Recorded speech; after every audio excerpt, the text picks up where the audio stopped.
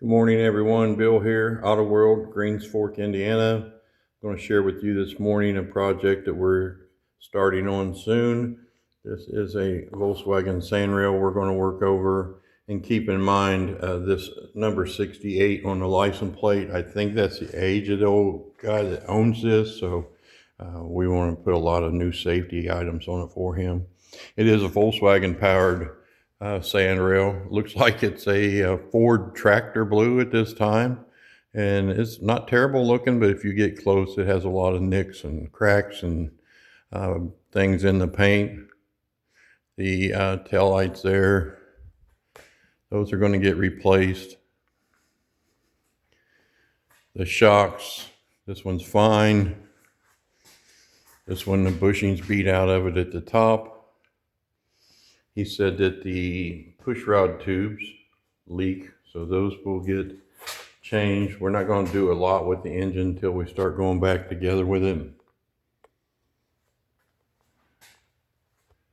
I'll share with you the engine there. This mount's kind of neat with the chain, the way they secured the transaxle there. We're going to make this lower bar easy to remove. They just bolt in here at the back. It looks kind of rough in those areas, so we want to clean that all up. But on the lower side of it, the way they've got it, it's kind of hard to get off, really. So we're going to change that.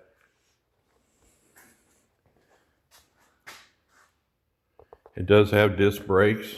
One of the complaints the owner had was just didn't feel like it had enough brakes, even with disc on it. I'm not taking them out yet, but he said the pads are about the size of a 50-cent piece. Seat belts, what it's got is these retractors. This one's missing the cover. I'm not sure if it works correctly or not. This one does have the cover on it, and it seems to be okay.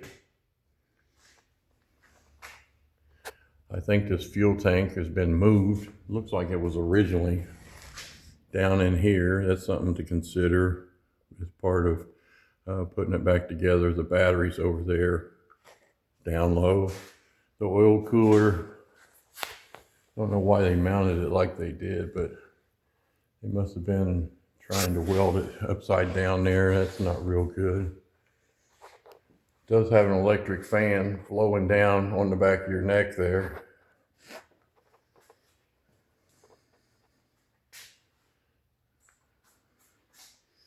Some of the things, the way they designed is just different to what I'm used to.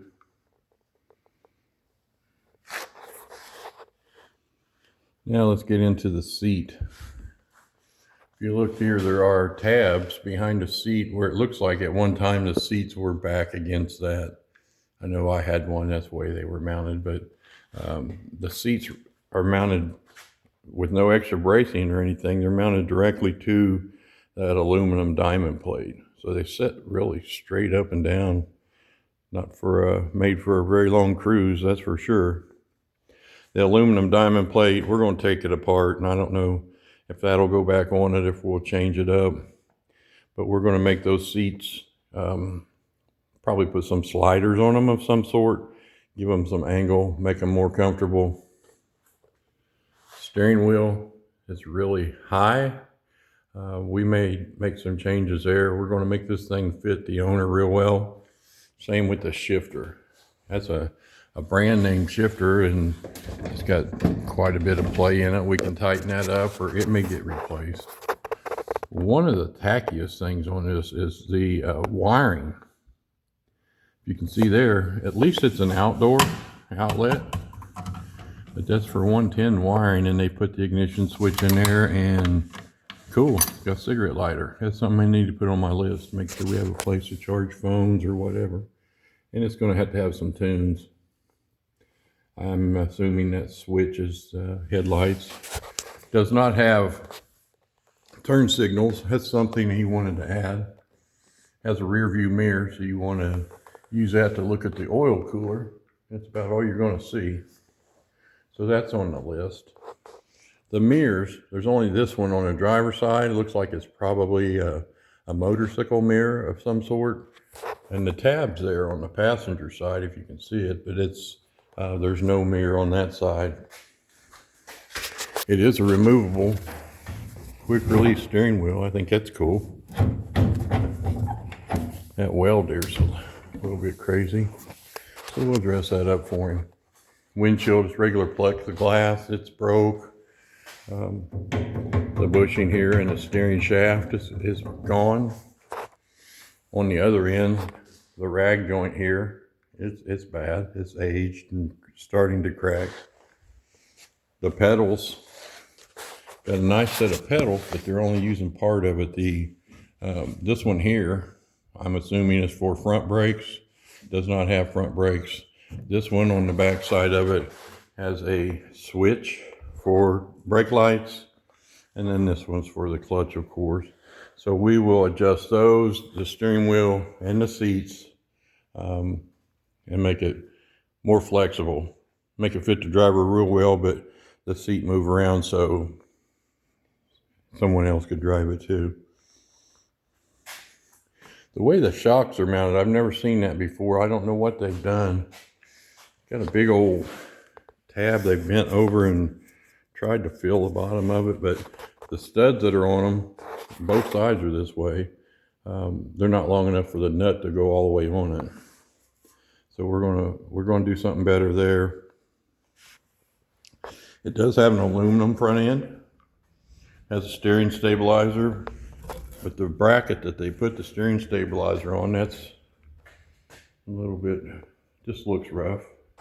There's that other shock mount. Sorry about that.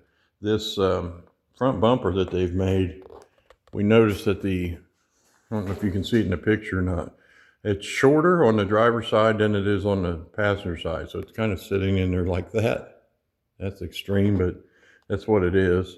And then the welds on the bottom of all four pieces of tube, they're not closed in, they're still open. I can get my finger up inside of it there. So we'll probably remake that or make a new one and maybe a different design. Headlights, they're old school, probably not much. We'll get him lit up, maybe put 4 or 6 or 20 on it for these guys with these real bright ones and shoot back at them. This bar goes across between the headlights. I don't know what that's about. Why? I'm hoping when we move pedals and things back, either in that area or somewhere, we can make a compartment for them to keep raincoats or some tool assortment, things, whatever they may need to carry with them.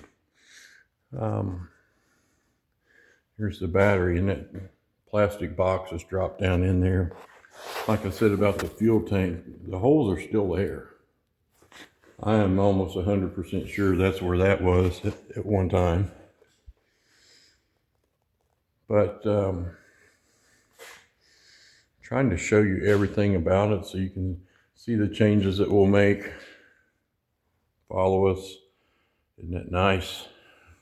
Look at the gap there between those two flanges. So we've got some work to do on fabrication. We're going to tear it all the way down. We're going to repaint the chassis and clean things up and put it back together. Just make it a little more modern. Spindle mount wheels on the front. Nice tires. This one is missing a cap, so we'll see if we can't find that for him. I thought it was neat that the tires on this are the same size as the front of the Nova, and the rears are really close to the same size. These are 295/50s, I believe. They look good on here. Street buggy, polished aluminum. And this big old license plate bracket. Looks like it's off a 63 Buick Deuce and a quarter. Not sure. But we'll do something nice there for him. And a license plate light. Those look like a whole row of them off a semi, like the chicken lights they call them. But I Hope you'll like and follow us here on Facebook and YouTube. I'm Bill. We're here at AUTOWORLD. These are the kind of cool things we do.